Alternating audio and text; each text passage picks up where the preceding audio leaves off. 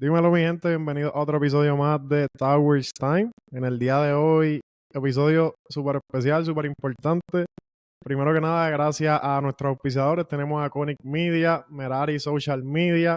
En el día de hoy estamos desde las facilidades, nada más y nada menos, de Hoyo 19 en Cabo Rojo. Ya saben que pueden contactar a Hoyo 19 para sus eventos, para venir a comer. De igual manera tienen el campo de golf. Estamos bien, ya saben. También tenemos a la M Bowlers, que fue uno de nuestros primeros invitados, Guillo Olivieri, que nos está acompañando en el día de hoy backstage. Así que gracias a la M también. Gente, el episodio de hoy, como les mencioné al principio, uno súper especial, súper importante. Tengo uno de los jugadores más establecidos en el básquetbol internacional, tremendo profesional, respetado a nivel mundial. ¿Qué les puedo decir? Nada más y nada menos que el señor Tony Bishop. What's up? Thanks for having me, my guy. You know, good to see you. Always. Same, bro. Always, love, bro. Baby, appreciate you inviting me out here, to do the podcast, and let's do it. Appreciate your time, bro. Por si no lo sabían, Tony sabe español, sabe un poquito de español, estamos en esa. Así que estamos en proceso. Quiero que me sume un poquito de español por ahí. Así que vamos en esa. So, let's get started with the questions. I want to do this a real-time conversation. Let's not see it as an interview. Let's do it as a conversation. Cool. Let's do it. Bro, first thing I want to mention is growing up in Dallas, because you're from Dallas. Tony es de Dallas, Texas. Así que quiero que me mencione un poquito de cómo fue su crecimiento, su vida en Dallas, o sea, el origen de su nacionalidad. O sea, Tony es de Dallas. Yeah. Oh man, to the Dallas area. Garland to be exact. It's a little small suburb out of Dallas. Grew up there my whole life. My parents still live there to this day. My neighborhood was like a middle class family. So Okay. A lot of kids. We all grew up around the same age. So we had like a lot of activities. Like football on the street or on the fields and stuff, and basketball.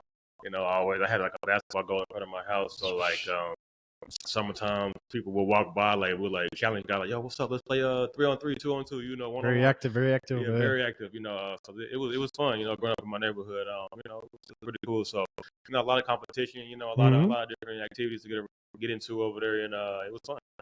Nice, bro. Did you practice any other sport besides basketball? Yeah, I did them all. I did soccer. I did baseball. Football was one of my main ones. I was pretty good at football. I was a wide receiver. Nice. Wide receiver. Yeah. You need to be athletic for that. For sure. In my opinion, I was kind of like Randy Moss. Randy Moss, NFL legend. In my opinion, but I stopped playing. I used to focus on basketball in high school, and but I still love football. Nice. I know you like football as well. Yeah, bro. To keep going, do you got recruited heading out of high school? Because I know your background, but do you got any recruiting from college and all that? My junior year, I wasn't really recruited. I was injured my sophomore year in high school, so I missed all of sophomore varsity. Junior year, I was still fighting back from injury, knee injury. And then going to my senior year, that's when I really started pushing myself to be better. I had a few setbacks with the injury. My coach used to push me, used to doubt me a little bit. Like, nah, you're not gonna be this type of person. Yeah.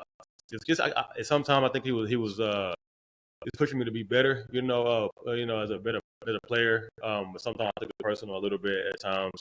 My high school coach. I remember USC called about me one year. USC? Yeah, USC. And it didn't really work out. But I had a few middle class schools and stuff, and then ended up going JUCO. At a high school because like my schooling and then my SAT scores wasn't the best as well. Okay. So I went JUCO, and then it worked out for the best. Which is crazy. I got a crazy story for you. So looking for a school after my senior year, trying to find one. I was at an open gym Okay. At this JUCO that was recruiting me at the time. So I was at the open gym. They were watching me, and then there was another JUCO coach that was there, and he was like, "Yo, man, are you signed with any schools right now? Like, what's going on?" And I was like, "Nah, I'm just here, on a recruiting visit type of deal." And he was like, "Look, I'm gonna be the head coach at this new school. Okay. I would love for you to come. I think we can build around you. I think you can be, a freshman of the year candidate. I think you can be really good. I think we can win a championship." Wow. Yeah. He was telling me all these things after open gym, bro. And so he just really stroked my interest in everything, and I was like, okay, let's see what he's talking about, So ended up signing with him for JUCO, and then I did 2 years there. It was pretty dope, bro. Nice, bro. Yeah. What a It was great actually a story, great bro. experience, bro. One of the No, best for coaches I've ever sure. It is. played with. Yeah. So, Nice, bro. Resumiendo un poquito lo que Tony me está diciendo, le pregunté sobre si fue reclutado o no por universidades, me contó por encimita, o sea, su experiencia, pues sufrió una lesión de rodilla que lo vio un poquito atrasado y, o sea, la importancia de no saber cuándo te están viendo, o sea, lo vieron en lo que conocemos aquí como una guerrilla. A Tony lo vieron en una guerrilla y de ahí explotó, mano, le dijeron el potencial que tenía, de dónde podía salir, así que a los jóvenes que nos están viendo, uno nunca sabe quién te está mirando, así que aprovechen esas oportunidades que de verdad, como les digo, en cualquier momento les puede tocar. So, can you tell me which junior college you went to? Richton Junior College. Richmond Yeah, Junior Richton, College. yep, in Dallas. Like probably like 15 minutes from where I grew up. Close home. Yeah, it wasn't really scholarship either. Like, I didn't get a scholarship to go there. Hey, I was able to get like financial aid to pay yeah, for most of the stuff. exactly. Yeah, but yeah, it was a different experience. Tony fue Freshman of the Year del año 2007, o sea, como el novato del año, le podemos decir, Rookie of the Year, como se conoce también, pero Freshman en college, en Junior College, en esa universidad. De igual manera, Tony fue el Junior College Player of the Year del año 2009.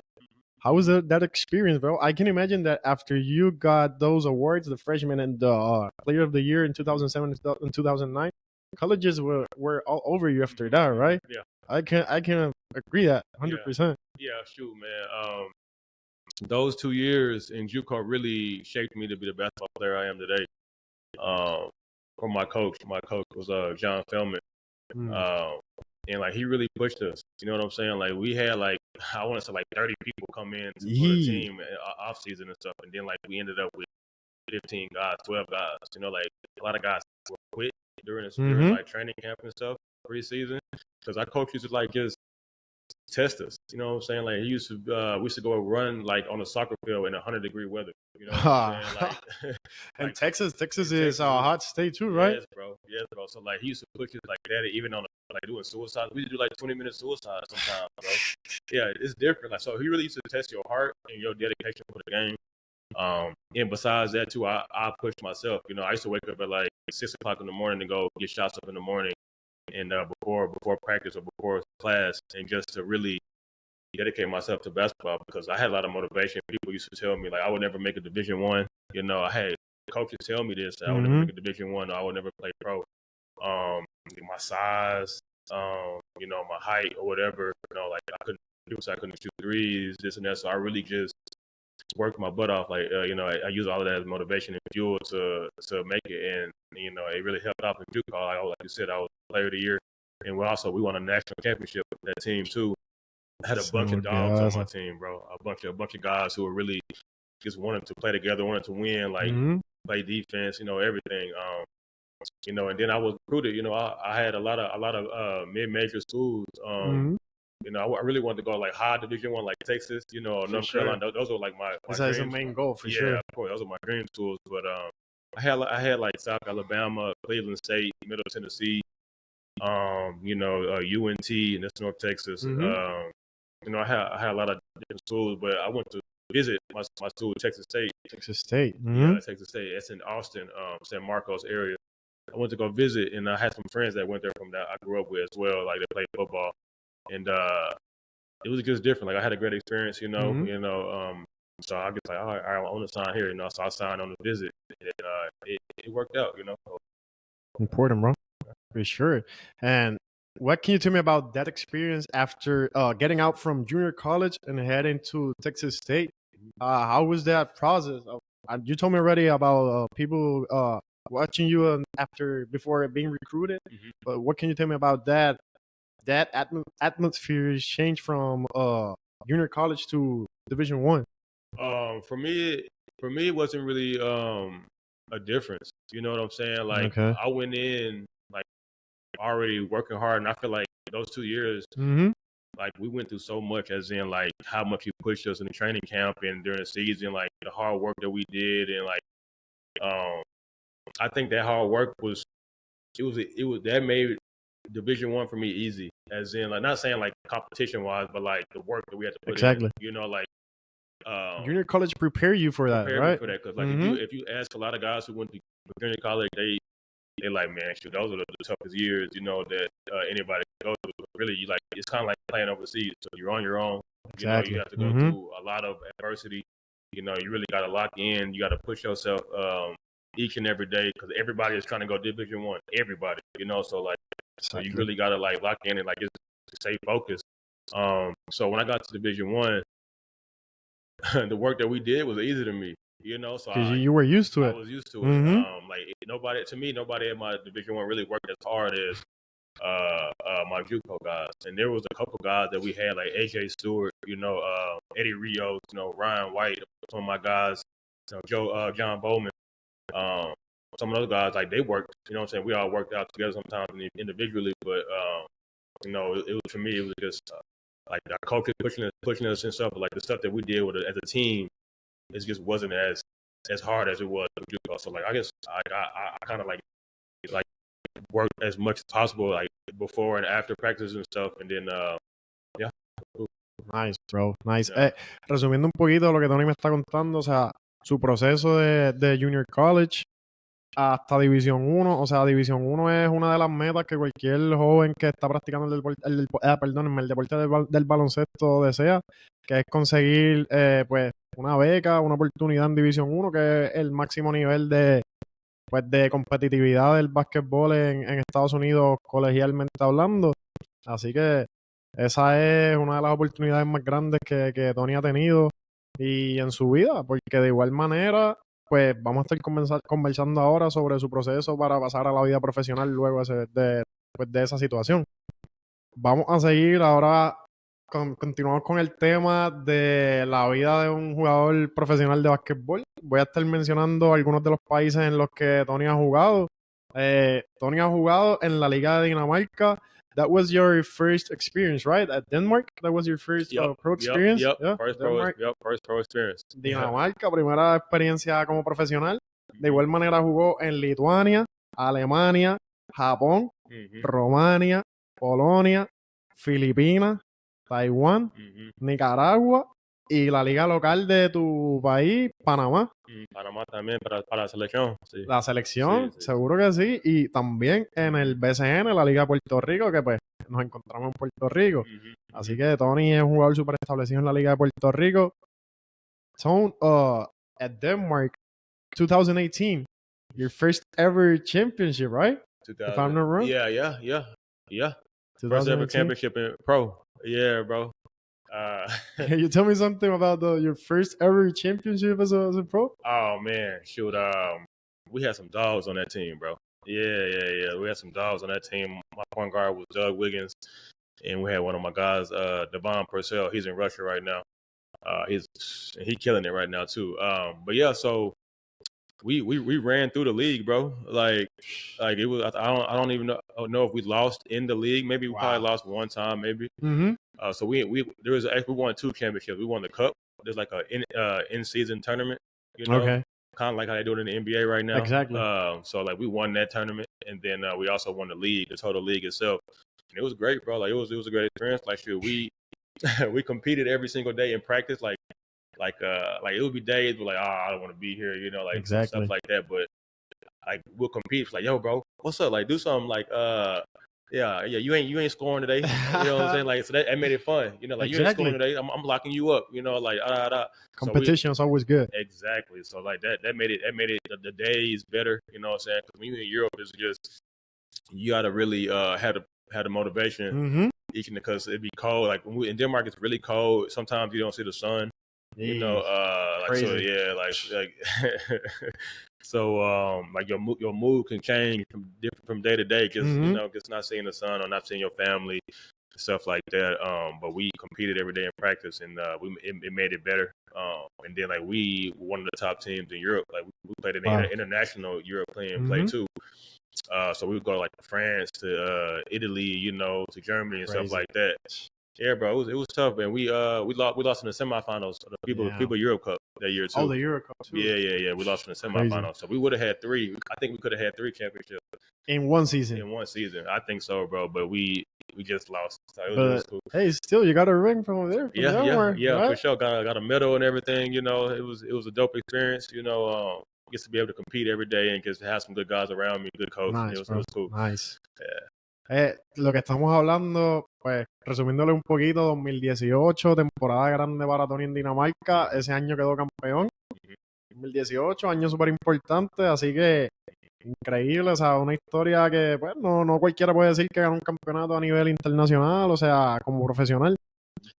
So, some people might not know, but we have to speak about this on off camera.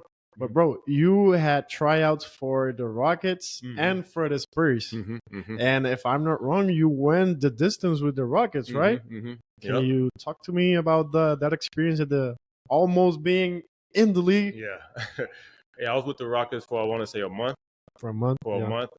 Spurs was like a 3-4 day workout. That workout, it was me and Michael Beasley. Okay, Michael Beasley. Also played here in Puerto Rico. Yeah, so I was able to, I met, you know, Ginobili, Tim Duncan. Wow. At that time, it was Kawhi Leonard.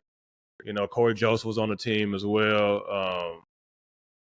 It was a good experience. I got to meet Popovich. You know, he had a great staff at that time too. So it was a good experience for me. And then with the Rockets, you know, I think McHale was the coach at that time. Kevin McHale? Yeah, Kevin McHale. That was fun, bro, because it was James Harden. You know, it was Dwight Howard. Dwight Howard, right? Yeah, Dwight Howard was there at that time. It was a real good experience. I was able to compete each and every day. You know, me and Harden was going there. That's the guy I had to guard. That's the guy that I worked out with. I mean, James Harden. Yeah, it was tough. Who else? You know, me and him competing in shooting drills. I really saw how great of a shooter he was. You know, like he rarely missed in workouts. You know, it was crazy. But yeah, I was really close, bro. I was competing, trying my best. Like for me, it wasn't about like trying to be that scorer because they had scored. Like, exactly. They brought me in for like a 3-and-D guy. You know, so sit in the corner, shoot the 3 in the corner, and like play defense. You know, energy, rebound, and that was for me. And I felt like I was really close. So I felt like I did the best I could. Almost made it, bro. Yeah. So you know, it didn't work out, but you know, it was a good experience. Bro, and you got I believe one of the best scorers ever in the league, James Harden. Yeah. So that might be tough. Tough guard, bro. So, resumiéndole nuevamente, estamos hablando de las experiencias de Tony, de prácticamente a puntito de nada hacer equipos de NBA con los Spurs y con los Rockets. Con los Rockets casi hace el equipo, le tocó defender a James Harden en las prácticas. James Harden, uno de los mejores anotadores de la NBA, el que sabe.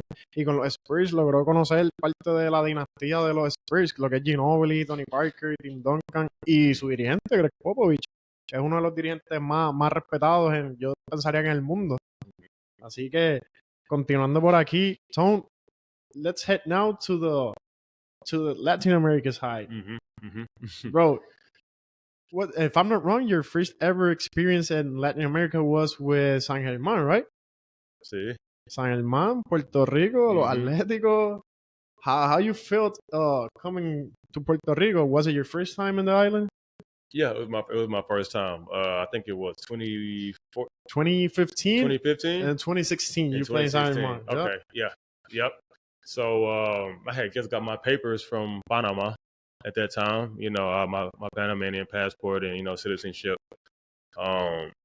And then shot straight over here, you know, right after that for the league. I think on my team it was Steve Burt and Dexter Pittman that year. Steve Burt, yeah. That team was tough. Yeah, bro. Ese equipo de San Germán era de los más jóvenes, one of the youngest teams. Yeah. Y llegó, perdió con el campeón en playoff. Eso fue 2015, perdieron con Ponce y Ponce fue el campeón ese año. You guys lost to Ponce. in the And semis, Ponce, right?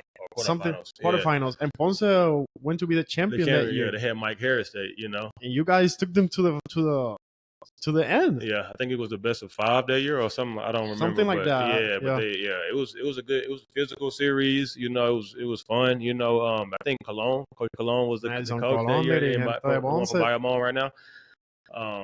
Yeah, it was dope. It was dope, bro. Like it's coming to the island, being able to see, you know, the culture here. You know, the food was amazing. Is amazing. The people here, you know, like being able to be by the beach, you know, all of that stuff it was pretty dope. You know, just being experience that here that year. You know, my first time, just being able to, it was cool, bro. And then experience of fans in San Germán, like, you know, and then a rivalry with Maya West and Ponce. Maya West, crazy, bro. And you was on the staff that year too, right? Sí, trabajé. I was over there with you guys. Para el que no lo sabe, soy asistente de terapia física y pues yo asistí a Guadir Rivera en San Germán y ahí fue donde conocí a Tony, conocí muchos de los muchachos que al día de hoy pues aún tenemos comunicación y agradecido por esa oportunidad y por conocer a Tony. Si no hubiera sido por eso, nunca nos hubiéramos conocido. We wouldn't have met if I haven't worked over there. Exactly. Así que pues, ya saben, sus estudios les abren puertas, sea como sea, así que metan mano. So, I have a memory about you playing with the Panama team against Puerto Rico. That was 2016. You were coming out of BSN, saliendo del BCN, jugando con la selección de Panamá contra Puerto Rico. Un centro básquet en Panamá. En Panamá. So, ustedes le ganaron a Puerto Rico. You defeated Puerto Rico. Yep. Producción va a estar poniendo las estadísticas, pero Puerto Rico tenía un trabuco. Tenían a Peter John, tenían a Ricky Sánchez, Barea, David Huerta, o sea, tenían un trabuco y... Bachman también. Clemente también. Clemente. Mano, y Panamá le dio el palo. Nobody expected you guys to beat Puerto Rico. Nobody. Puerto Rico ended up winning the championship of that tournament, but Panamá le ganó, no recuerdo ahora mismo el score total, pero Panamá les ganó a Puerto Rico, algo que nadie esperaba. Denme un momentito por aquí porque tengo las estadísticas. Panamá ganó 87-64 a Puerto Rico. Tony, 18 puntos, 8 rebotes, 4 asistencias. Bro, against Puerto Rico. And we know that Puerto Rico is an international caliber team. So probably top 15 in the world. Exactly. They are top 15. Yep. What can you say about that game? Do you remember that game? Yeah, I remember that game like it was yesterday. Like it was yesterday, bro. Shoot, bro. Puerto Rico had a great team. Like they brought everybody. You know what I'm saying? Like all the talent that was in Puerto Rico, like they brought everybody, bro. I think only Carlos Arroyo was missing. Yeah, like el único que faltaba era Arroyo. Yeah, they had. I think Alex Abreu was on that team. I think. Who's the guy from Ponce with the braids? He went to Florida. Mike Rosario. He was on that team as well. You know, that's when Mike was Mike. You know, he was a scorer. Yeah, exactly. You know, so they had a really good team, bro. It just. I don't know. Like going into the game and playing against everybody, I already knew everybody from Puerto Rico, and then you play over here. Yeah, twice. So, exactly. So it was just motivation for me to go out there. I wanted to win the tournament. You know, that was, and then like and it was in your country. Exactly. So like everybody from Puerto Rico was also talking shit. You know, I can like that. Because in the league, you know, that's just how it is. Like everybody, like yo, like what's up? What you got? You know, what I'm saying, oh, you're not gonna make that right there. Or shoot, you know, man, I'm about to go past you. Like that's just how it is in this league. So when we played against each other, I took it like kind of personal. Yeah, exactly. And I was able to just go crazy. Really, 18 points in FIBA is a lot. You know, getting 18 that's kind of like scoring 30 in a regular season. That's difícil. Yeah, exactly. So we was able to win by 20. I think we won by 20 points. I think 23, bro. 23. Yeah, bro. It was fun. Like I guess for me, I just had that mindset. I'm being aggressive. I'm going at everybody. You know, I was going at everybody that was guarding me. Like I'm shooting the shots that I was able to get. I was shooting those. Like, bro, just being aggressive. It was a fun game. The atmosphere, it was a sold out crowd. Like the whole arena was. En tu país. Yeah, exactly. You know, we had a lot of stars there too, bro. We had like Roberto Duran, Ajá. like, you know, Hands of Stone. He was there Manos himself. de piedra. You know what I'm saying? We had a lot of stars, like actors and music artists that was Ajá. there as well, and it was fun. It was a great experience, you know. Al garete, o sea, nadie esperaba eso y Panamá le dio el palo ese año a Puerto Rico y como les digo, Tony, unos números que pues, números que para hacerlo en FIBA es complicado, así que pues resumiendo eso es lo que estábamos hablando, o sea, brutal esa experiencia. So, just to keep going over here, what can you tell me is the difference between playing in Europe and playing in Latin American leagues? Mm-hmm. Can you describe what you think it would be the one of the biggest difference, and what can also be like comparison we can make like very similar between both leagues, like differences and similarities between both countries? From Europe and then South America, South America, yeah, and Caribbean for sure. and the Caribbean, and you want Asia as well too. Asia. Let's include all those leagues you have played. Can you describe me like very short? What's the difference and similarities from those leagues? Okay, well, Puerto Rico is more like fast paced, okay. more like NBA style. Besides the defense of 3 seconds, you know, because the NBA you gotta have defense of 3 seconds. You can hop in and out the lane on defense. I mean, you can't be in the lane like that. And in South America and FIBA, you can stand in the lane as much as possible. Los 3 segundos en defensa. Yeah, but so South America, Puerto Rico is like fast paced. So you know, there's a lot of good guys here. Like Puerto Rican players are really good. You know, you got shooters, you got athletic bigs, athletic wings, smart basketball knowledge players. You know, high IQ players. In Puerto Rico, is, you know, competition every single game. In Asia, you know, it's a lot of like in the Philippines, there's a lot of good players as well and stuff too. But like if you're an import, you know, you play 40 minutes a game, like you playing the whole game. You know, it's only in the Philippines, there's only one import. You know, okay. Yeah, only one import. So you playing the whole game, and you know, you really got to carry your team over there. You know, at least, you know, do the most you can. And then in Europe, it's more like methodical, you know, like it's kind of like Argentina. More strategy. You know, like more slow paced ball. You really got to run through your offense, you know, like you got to break a defense down, and you really try to get a shot between 10 seconds or less on the shot clock, you know, unless you really got an open shot in the beginning of the offense. So it's really like the difference between Europe and South America is like in Europe, it's really more methodical. Like you really got to like play more together as a team, which is in South America you do it too, but in Europe it's just like really trying to break defenses down, like through your play sets and everything. So yeah, and you know, it's great competition. Like I think the best league that I played in Europe is Germany. Oh, Germany. Yeah, Germany probably the best one because the competition from top to bottom, you know, it had like 10 guys. Like Germans are really good, you know. They got the international guys that come in are really good as well. And then like they scout you from. You play Saturday, they scout you from Monday to Saturday, you know, all so week. They know your whole game. They know like your strengths, your weaknesses. They know everything. So you really got to like use counter moves, you know, really got to like, if you have an open shot, you better knock it down because most of the time you're not going to get another open look. You know, it's like, it's really tough over in Germany. So it's probably like top 2 leagues I've played in right there.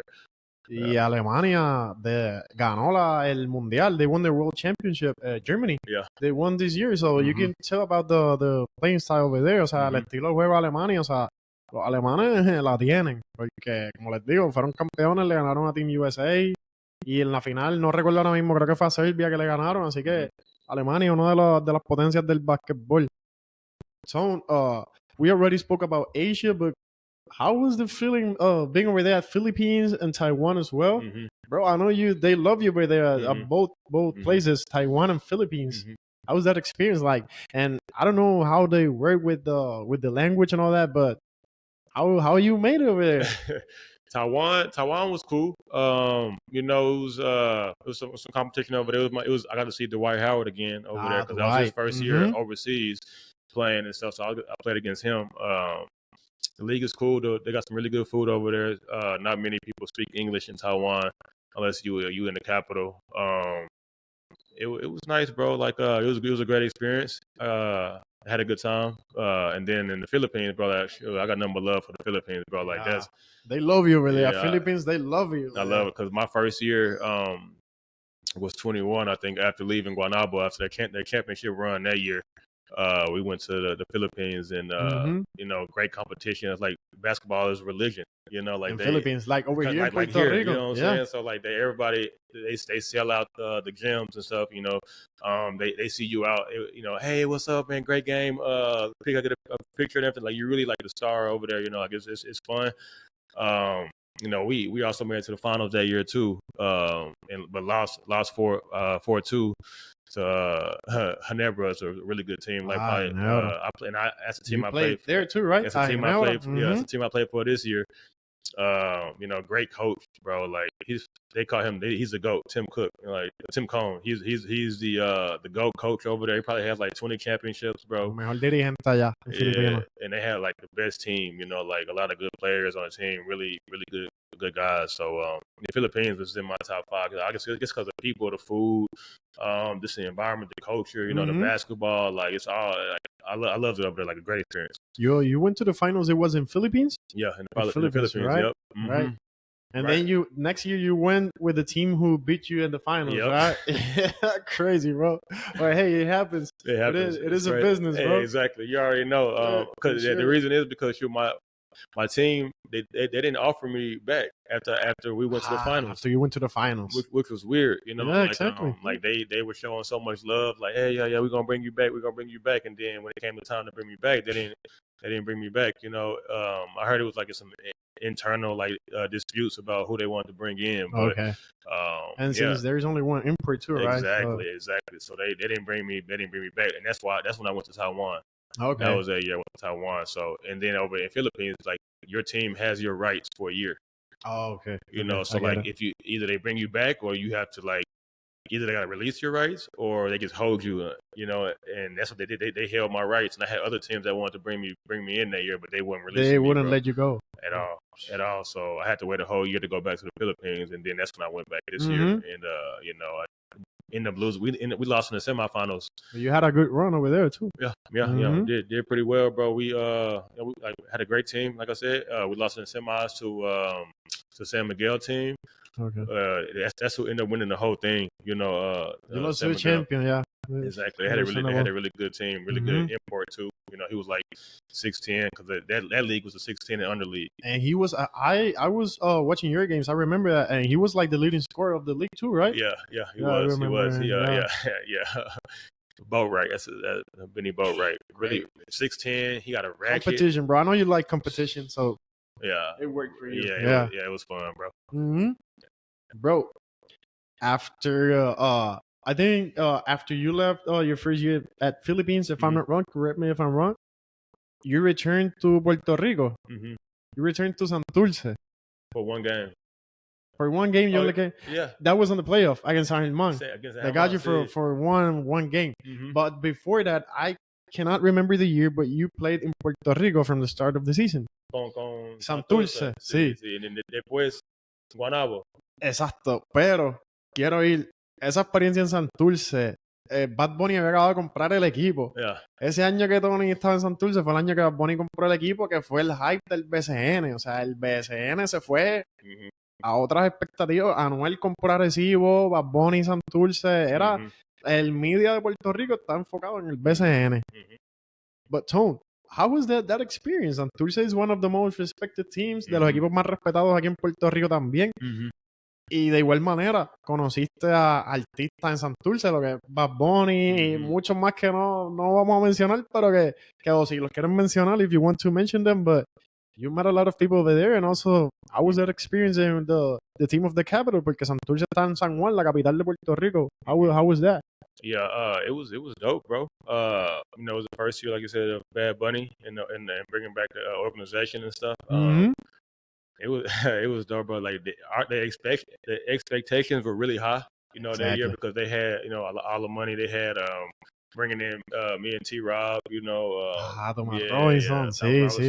JJ first year back. JJ Barea. Yeah, you know, it was fun, bro. Like it was really like a NBA organization. Like we had everything. You know, sponsored by Adidas too, right? Sponsored by Adidas. We had, you know, top-notch staff. Locker room. We played in a big Coliseum that En el year. Coliseo de Puerto Rico, no Yeah. jugaban en el Clemente, pasa tiempo jugaban en el Choliseo, como le dicen aquí. Así que eso era prácticamente NBA. El trato ahí en Santurce era prácticamente NBA. Yeah, and yeah, it was dope, bro. And then like Bad Bunny, he used to be at most our games, you know. Even he used to come to practice, you know, like just hang out and practice and see what we was doing, and just checking in on the guys, you know, like even all the artists, all the Puerto Rico artists used to come by after the games in the locker room, hang out with us. You know, I got a chance to meet, Eladio, Mike Towers. Mike Towers, que es el mío, Mike Towers. Yeah, like Sech también. Sech de Panamá. Yeah. See. So it was dope, bro, just to be able to see all that and just be there for the experience, bro. It was NBA, bro. Santurce was top NBA. notch, bro. Top notch. Bro, but you didn't end the season over there. Tony no terminó ahí. After that, you went to Guaynabo. Guaynabo didn't have that much expectations that year. No tenía muchas expectativas Guaynabo. Era un equipo de expansión porque habían regresado a la liga. It was an expansion team. El Guaynabo that year, if I'm not wrong. Yep.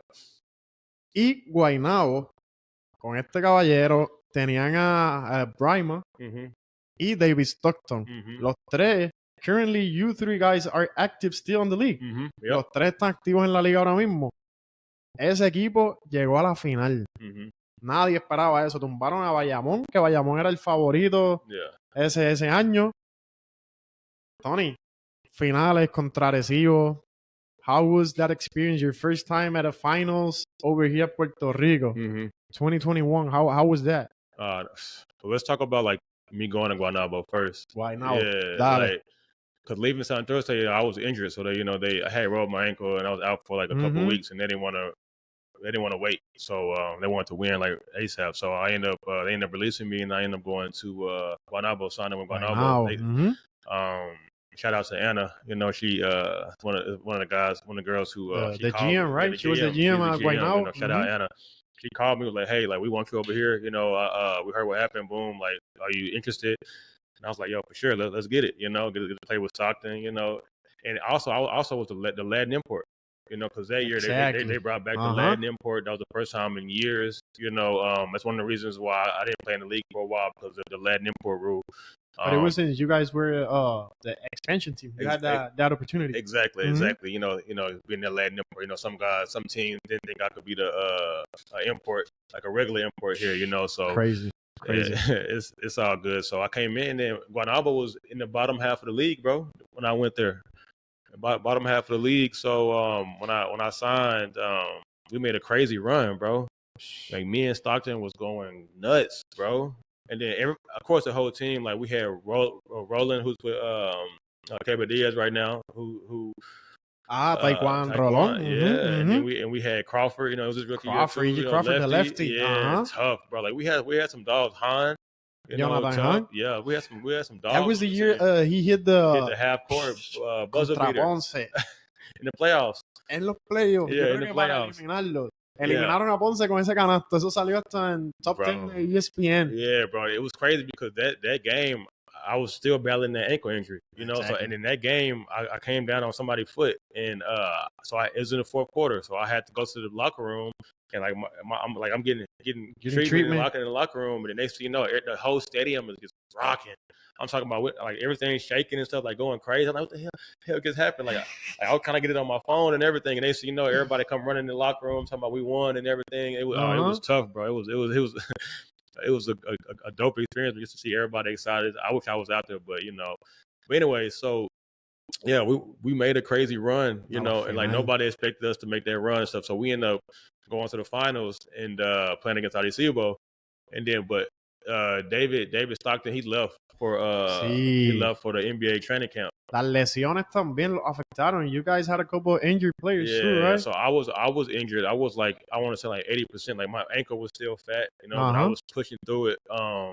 David left. We had brought in Dwight Bikes, and he was doing a great job, bro. But he ended up getting hurt that series too. That. So he was out for a month or so. So and then ended up bringing in Justin Denman.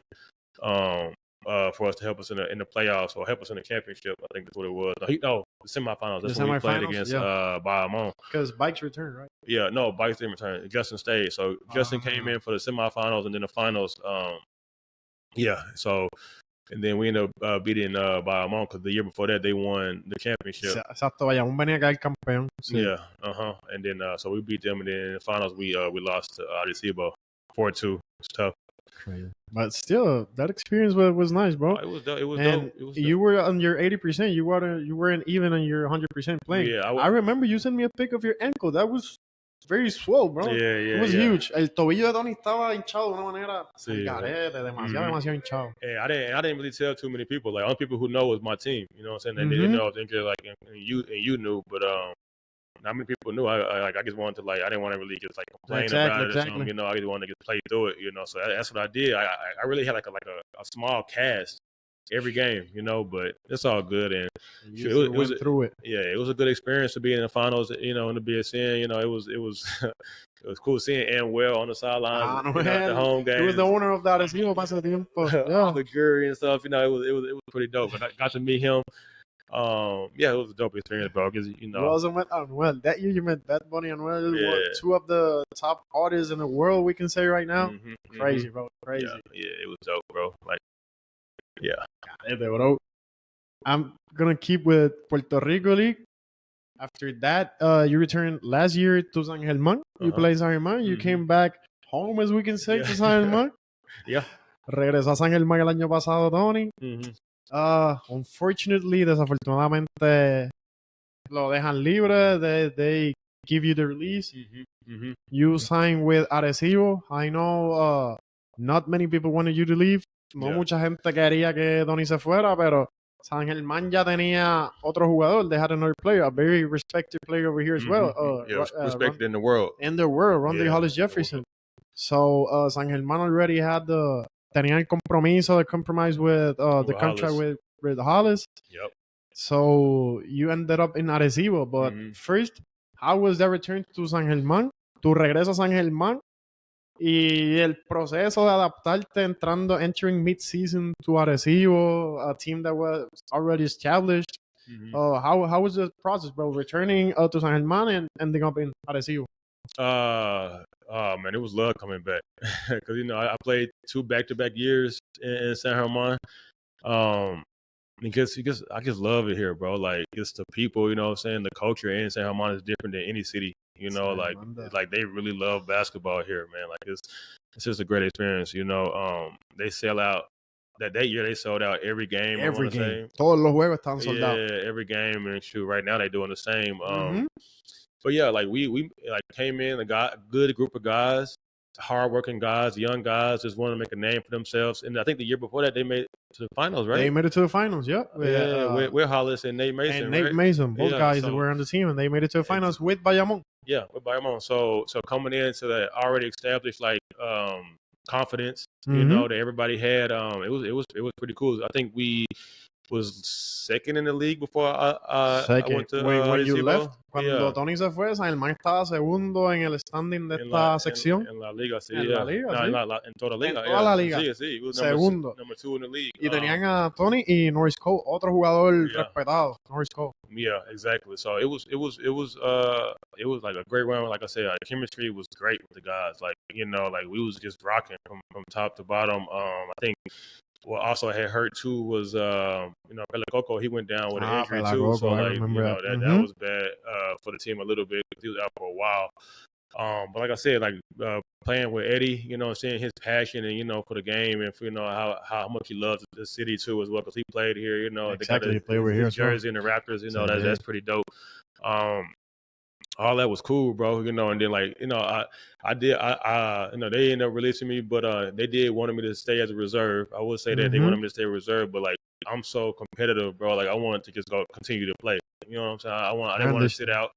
I wanted to continue to play. I wanted to, you know, compete against every team. I didn't want to just sit out and just watch ball, you know. And that's just why I ended up leaving. For sure. You know, and going to Arecibo. Shoot, you know, it was crazy. The first game, second game, we played San Germán, you know. And that's the game. It was crazy. Like nobody know this either. I got hurt that game too. I remember that. I also ran into my knee, you know, and I ended up having some torn ligaments in my patella. But I tried to push through that to the season too. You know, I ended up only being with Arecibo for a month. But you were hurt. You were playing hurt still. Yeah, like Estabas lesionado en Arecibo, pero estabas lesionado en San Germán. Yeah, exactly. So like that was tough too. But like, you know, it happens as part of the game. It was like it was after the play. You know, he ended up kind of out of control, but I think somebody probably pushed him or something, and then like he ended up just running into. It was unconscious, but exactly, you know. Sure. So, but it happens part of the game. But yeah, I just see what is a great organization too. You know, they got mini championships too, bro. They are one of the best locker rooms too. Yeah, another NBA type franchise over here. Yeah, great staff, bro. Great people over there too. You know, yeah, it was a good experience.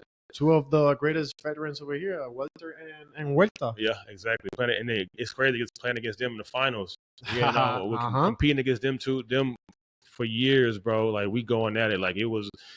I'm not saying it was no bad blood, nothing, but we used to compete, like talk shit to each other, like really get up in each other's like shit. You know what I'm saying? So it was like that, and then being with them, you know, was great. Like seeing how David works every day, how Hodge works every day. You know, because their mentality, you know, their winning mentality that they have over there in the culture, it was pretty dope to see every day. Just being in that atmosphere with Arecibo and the fans and stuff, like it was cool too as well, you know. Arecibo es una franquicia top, o sea, de las mejores franquicias que hay en el baloncesto superior nacional ahora mismo. Cambiaron de administración, pero igual esa administración lo tiene en un nivel super alto. That administration, the new one, still has them on top. So still, very nice. Yeah, for sure. And then I was playing with Juan Cardona. Yeah, that's my guy, bro. Like he came here to San Germán, I think 2016. 2016, también dirigió a San Germán. He coached San Germán 2016. So like, he's a great dude, bro. Like he lives the games. He's one of the most how can I say that energetic or what? Energetic coach. Yeah, he is. I love that, bro. That's passion for the game. It is. Yeah, like bro, I remember he used to go through shirts, bro. When he was coaching with us in San Germán, like his shirt would be drenched. You know what I'm saying? Like it was crazy, dog. And then like just seeing him again and playing with him again at Arecibo was nothing but love, bro. Like he's a great guy, bro. Sure, bro. He always got like you know much love for him always. Yeah. For sure, bro. Antes de continuar, recuerden, estamos desde Yo 19. Gracias por permitirnos el espacio de estar aquí. Agradecidos con la oportunidad que nos brindaron. Tone, just to keep going, we're almost ending, but bro, you returned this year, Bayamón. 3 games you played with them? 3 juegos? 4. 4 juegos con Bayamón. Yep, 2-2. Play with them. Yep. I know. They gave you the opportunity. They had some injuries, problems over there. Tuvieron unos problemas de lesiones. But Tom, still Bayamón is also one of the most respected teams. Uno de los equipos más respetados en la liga. El máximo campeón. The most championships in the BSN. How did they reach you out? How was that experience at Bayamón as well? It was cool. Playing for Coach Colon. Coach Camacho and all of those guys, man. It was Selección Nacional coach. Great staff, bro. Great staff. They just know basketball, bro. Like they make it easy, like because his basketball knowledge, Coach Colon, is like just top notch, bro. Like he could break the game down. He has so many plays in his bag, bro. Like just to pull out and be like, hey, like we're gonna run this to get this guy open, like. The game winner that I had. I was gonna tell you that. El primer juego contra Carolina. The first game. Game winner de Tony. The first game, bro. Like he drew that play up. Like he drew it up and was like, "Look, we're gonna do this play right here. Boom. We're gonna have you seal because they're gonna switch. We're gonna have you seal under the basket. You're gonna get the ball and go straight up with it." And then that's what happened. And then I made a basket and I got fouled. So you know, and one. And then vale. And one. And Tony's reaction, la reacción de Tony. Bro, lit, brutal. Tough, bro. So he drew that play up. So he in those 4 games, just me and being in practice with him and the whole staff, like they just you know, like, they just know basketball, bro. And like him, just learning from him for those 4 games was really cool. Like he didn't want to release me. You know what I'm saying? Nobody wanted to release me. But it just had to happen because they wanted a point guard. You know, Javi went down with an injury. He's going to be out for a month, you know. So I understood it. You know, it sucks. It's part of the game. And you know, in this league, you know, endpoints go in and out crazy. You know, like people could be here for a week, bro. You know what I'm saying? For one game. You came for one game. Exactly. In the playoffs in Santurce. Exactly. So, like, that's just how the BSN is, bro. So, you got to understand that. You got to be professional. You know, you can't be no asshole or nothing. You got to understand like this is part of the business. And The that's politics also of the team. yeah, that's also how I've been able to last. You know, in this league and in the world, bro. Like, I think I'm one of the only imports. I'm not the only one, but there's a few others that played in the BSN for many, many years. You know what I'm saying? Like, there's a few that I can think of off top. Like Mike Harris is one of them. David Stockton, David Stockton as well. You know, like a couple years. A few other guys too, bro. But yeah, just like if you just continue to be professional, bro, and understand that it's like most of this stuff it's not personal. You know, like it's a business. Al final del día, un negocio. O sea, basquetbol es negocio. Así funciona. That's how it works, bro. Exactly. So. But currently, actualmente, como dije, home. Tony regresó a San Germán. Tony, that feeling of first game back home, how was it? I know the season's still starting, but está comenzando la temporada, pero el regreso de Tony a San Germán. How you felt at San Germán returning over here to the team? Like this is home, bro. Like really, like everybody like, hey, welcome back home, welcome home. You know, it was so much love, bro. Posts en todos lados, todas las redes sociales, they were going crazy on social media. Yeah. He's back. Oh, Tony Bishop. Él era el que queríamos. We wanted him back. Yeah, it was not. Like I said, it's so much love here, bro. Like I started my career in the BSN with San Germán, then coming back, you know, right now, and it's really, really 4 years. This is the 4th year I'll play here, and yeah, so like that game, like everybody was just so happy, bro. Like the excitement, like the energy, you know, like was crazy. Algarete, crazy over here. Fans over here live the game. Yeah, exactly, bro. So it was just a great experience, you know, and we ended up winning that game too, which was dope too. So yeah, I guess it just made everything better, just you know, and it's just I always got love for the city, for the fans, bro. You know, everybody, man. It's great. You know. And what can San Germán expect from you? I know you will give your 100%, but I know you guys have an objective right now on reaching the same goal as every year, championship. But what can people expect from you? Well, right now, you know, we got a little bit of adversity. You know, we're 2-6. You know, to start the season, this is like I only played 3 games. Oh, 3 games. 3 games. Yeah, so it's some adversity, but you know we're gonna get back to the drawing board. You know, continue to work, continue to get better because this team is good, bro. You know, it's the same players. You know, a couple of new additions with the young guys and stuff. You know, Eddie, you know, he's pushing us, he's leading us, you know, and so right now we got a little adversity, but we continue to fight, continue to get better. I think that we can, you know, continue to push for the playoffs and continue to.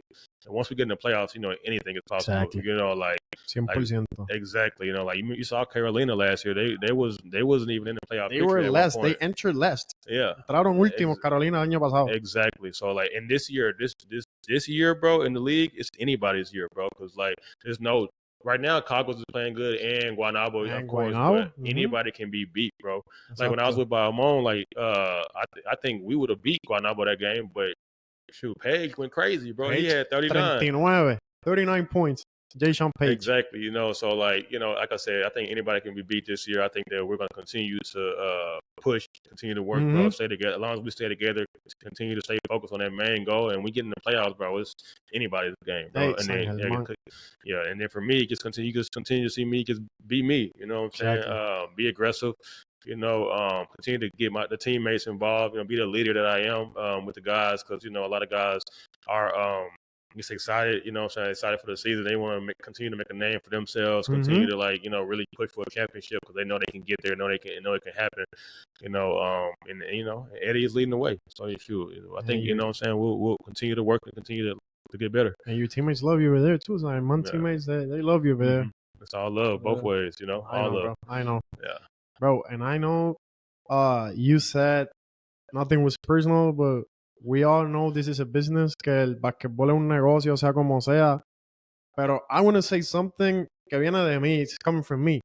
Bro, I think you have been an underdog, and not only in this league, but during your whole lifespan. Alrededor de su vida, Tony ha tenido, mira, junior college, tampoco fue Division 1. Division 1, pasó G League, NBA tryouts, todas esas cosas, ha jugado múltiples ligas internacionalmente, pero pienso yo Pedro Torres, mi opinión, se le ha faltado un poco el respeto a Tony en el sentido de equipos que han salido de él, no le han dado su lugar como se supone.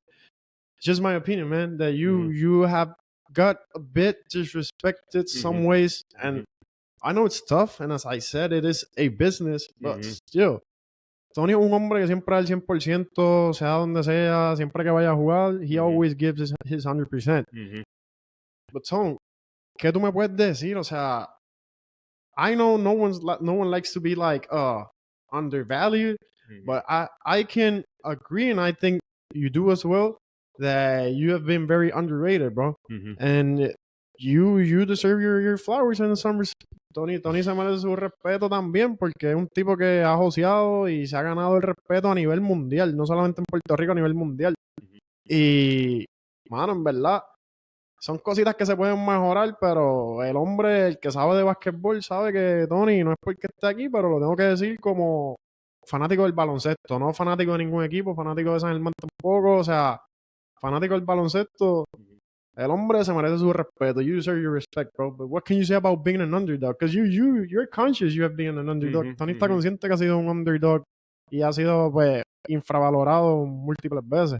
Yeah, I appreciate it, bro, for first and foremost, saying that and stuff. But yeah, like, I mean, we've talked, off camera and all of that stuff too. And yeah, I've been an underdog my whole career, my whole professional and college and stuff like that. I've been overlooked in high school. Coach, like I said, coaches was telling me that you're not gonna make Division I basketball. Like you're not gonna play here. You're not gonna make it pro. And at a young age, hearing that stuff, like, dang, they don't believe in me. Like, shit, like, why? You know what I'm saying? Exactly. And for me in high school, I was top 10 in scoring. I was number one in the whole area. I think 10, 5A, and rebounding. You know what I'm saying? That's big in Dallas. The guy averaged 14 rebounds a game in high school. And then getting overlooked by colleges and stuff like that was tough. So going to a D3 JUCO, no scholarship, that was tough. So like that's what those early morning workouts, being is going and pushing and just staying motivated each and every day, to get that scholarship to go to Division I, and then in Division I, shoot, like my coach, even I still love my guy Doug Davalos. That was my college coach. He doubted me a little bit too. You know what I'm saying? As well. So I use that as motivation. And, I pushed and pushed and pushed. And then what's crazy is so after college, I didn't really have no looks overseas. So one of my my point guard, he ended up signing with the team in Denmark, and then he ended up helping me get that look to go over there, bro. I didn't make no money, bro. I think I probably made like 17,000 for the whole year, bro. That whole year, you know what I'm saying? Like it was 1,700 el año. Yeah, it was like 9 months, but it was like no money, bro. So like, but I knew at that moment that I had to make a name for myself. Like really, I needed the opportunity. So like I took advantage of the opportunity. Because like it's been a story of my whole life, of teams and owners and whatever, like going off names and where they got NBA stamps or stuff like that, you know what I'm saying? But it is what it is. Like I've competed against these guys. I've proven to play against these guys, to show that what I can do and showcase, like, that I'm consistent in what I do. That's also why I continue to get called too, as well. Like, so like, I hate being an underdog at one point, but I also took advantage of that name, like it pushed me to continue to fight, bro. Push yourself too. Exactly. I took, okay, I'm the underdog. So let me go ahead and do what I do, like continue to like, okay, take that name and go work my butt off, continue to work on my game, continue to work on just to be as consistent as possible. And I've proven doubters wrong. You know what I'm saying? Like I've been 13 years now in professional. I've proven doubters wrong for sure. You know what I'm saying? So I took advantage of that name, and then a great thing to do would be to get another championship. For sure. If I can do that, you know what I'm saying, and establish that championship, and like, okay, like you made it. Exactly, especially in the BSN, because sure. that'd be amazing, bro. That'd be a great way to go out. You know what I'm saying? I agree, bro. I agree for sure, bro. Yeah. 13 years of hard work. Yeah. And I hope it pays at the end for sure. I agree with you. I know it will arrive. Yeah, I hope so. And then we expect that. Yeah. No, it has arrived. Like I said, it took me years and years to really just make some money. It took me probably like 7 years to really make some bread, bro. Like to be able to take care of myself and my family, and not really like live paycheck to paycheck. 'Cause like I said, being an underdog, having to work, playing in like low level leagues to really make it to a top level league and stuff, and then it just took a while, bro. But now, I'm established and like it's helpful. I'm able to like take care of my family. I'm able to like have a house, after I have another one being built, like I'm able to like do stuff with my money now, invest and, take care of a lot of things and stuff. So that's great, so like I'm starting to get what I've always envisioned and stuff like that, so it's pretty good, bro. At the end of the day, if you can take care of your family, that's the whole point. For sure, bro. So, exactly. You already know. Yeah, for sure, bro. It is. Bro, we're almost at the end. I have 2 questions that were made from some of our followers at Towers Time, La Doble D, Towers Time, ustedes saben. Yes, sir. Let's see what they got. Bro, I have one question from Edsel Rivera, one of the followers of Tower Time. He told me, ask Tony Bishop what was his most memorable moment in the BSN. Man, I got a few, bro. The most memorable moment, I want to say the finals, but we didn't win, so like that, it doesn't make it memorable. Of course, it's great to be there, but I would say my first game winner in San Germán. Yeah, against Arecibo. Les voy a mandar ese video, producción. I remember, I was there. I was there. Hey, winner.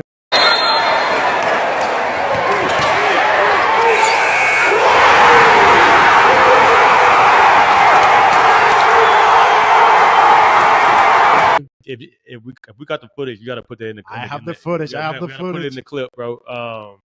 Yeah, bro. Like, I guess Arecibo was the powerhouse, bro, at that time too. Easy. And I think you guys took they were undefeated that year. Yeah, that season. It was something, bro. And then so it was me, Benito Santiago, Will Martinez, Ishmael Romero, Cubano, El Cubano. Raymond Centron. Raymond, sí. Raymond Centron, sí. I think he was there that year too, bro. So Peralta, I think it was Peralta, or maybe Juan Cordona. I don't remember who was there that year. But anyways, they drew up to play the sideline play for me to catch it. It's a fade away from the corner. From the corner, bro. Right at the buzzer, bro. Lo voy a poner el video. right at the buzzer, bro. It was everybody running. It was running on the court, bro. It was crazy. Bro. And I had one of my guys come from Dallas. He was sitting courtside, bro. He ran on the court too, jumping up and down with us, bro. That was so dope, bro. So, crazy moment, bro. That's the most memorable moment for me in the BSN, bro, for sure, bro. Hands down. Voy a poner el video, lo voy a poner. Servir el de Tony contra Arecibo. Arecibo está invicto esa temporada. Crazy, bro. Nice moment over there, bro. Yeah, that was dope, bro. That was dope. And the last question is from Gabriel Valentin. Tony, which was your most difficult opponent playing basketball, and who has impressed you the most? In the BSN or in? He didn't specify, so we can do any league. Most difficult opponent, and who impressed you the more? Oh man, well, who impressed me the most was what's his name, Granger from Uruguay, the point guard. Yeah, because he played EuroLeague too. He's a scorer. He's a scorer. So it was 2000 and I want to say 17 maybe. We were playing in the America Cup in Uruguay. America. Yeah. So in America, so I had to guard him. I'm guarding him full court, pressure him because he's a good EuroLeague guy. Like I'm kind of like compete against him. I want to I want him to gain my respect too. I want everybody to see what I can showcase. So I'm being real competitive. And what's crazy is, bro, like I think I'm playing the best defense possible, bro. And he was making every shot, bro. Like I have hands in his face. No I'm falló el making it pana, no difficult for falló. him, and he just picking me apart, bro. Like, and I'm like, dog, what can I do, bro? But it was just great. He just was a better offense, better score. And I was making him pay on the other side too, though. Don't get it twisted. But both ways. Yeah, but they ended up winning. You know, I think he had 20, and I had like 16, 18, but they won. So you know, they got the one up. But he was one of the most skilled guys that I've played against, bro, and like they really just bust my ass. You know, like I don't have too many people that can take and bust my ass, but he is one of them. You know, and then team wise, I would want to say Bamberg in Germany. That year they won the whole EuroLeague. That was 2015. Oh wow, EuroLeague champs. And bro, that's probably the best team. They had 10 guys, bro, that could just do whatever. Like can shoot, can rebound, can run the floor, athletic, defense, like everything possible. I think they blew us out by like 30 points, bro, and they just made everything difficult for us all across the board. And every mistake that we made, they made us pay, bro. And that's one of the best teams I've ever played against. Wow. Yeah. So that they impressed you the most, team wise, for sure. Wow. For sure. Crazy, bro. Yeah. Hands down. Yeah. Gente, estamos ya para culminar esta conversación con Tony. Agradecido. Thank you a lot for your time, bro. You took your time to be over here. Yeah, thank you, bro. My God, you already know. You know. You already know. Tony, mi hermano, en verdad. Sí, agradecido con esa oportunidad. 10 años. 10 años de amistad conociendo a Tony. Así que ya es una hermandad. Él es mi hermano, él lo sabe. Así que esa es la que hay. Y nada, esperamos que esta temporada siga de la manera en que va. Yo sé que San Germán va a caer en tiempo. Y de igual manera tú, consistency. Y gente, nuevamente, gracias a Hoyo 19 por la oportunidad y por el espacio. Y next interview, la próxima entrevista va a ser en español. Estoy diciendo. En español, sí, necesito. Va a ser en español la próxima. Hablar en español, sí. Claro que sí. Tú sabes, bro, yo sabes español, pero hablar es más muy malo, poco malo, pero práctica. Sí, necesito más práctica. Sí, necesito ayuda también. Pero... Ayuda, pero poco a poco. Sí. Así que eso es lo de menos. Tony, again, thank you for everything. Yeah. Chequeamos Tower Times, Tony Bishop, Pedro Torres.